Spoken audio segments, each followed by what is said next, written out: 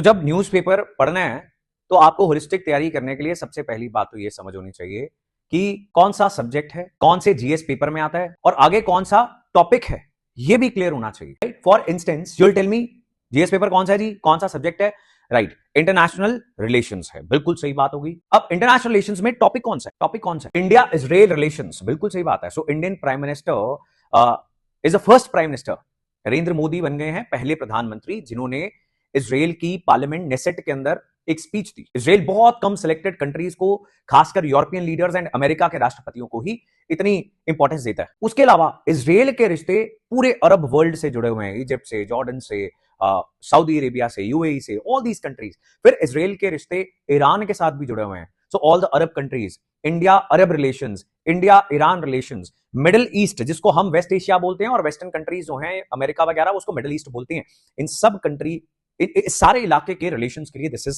Important news. ठीक बात है जी। तो this is not just India Israel relation. जो अच्छी तैयारी करना सीख जाएगा कि तैयारी करते कैसे हैं, उसको पता होगा ये अरब रिलेशन से भी जुड़ा है, ईरान रिलेशन से भी जुड़ा है, और ऐसा एक होलिस्टिक कॉम्प्रिहेंसिव आपका नोट बन जाएगा। जब ये 3-4 दिन, आने वाले 3-4 दिन देखना, बहुत सारे आर्टिकल्स, एनालिसिस, हिस्ट्री, बैकग्राउंड सब लिख दिया जाएगा, आपकी तैयारी होगी।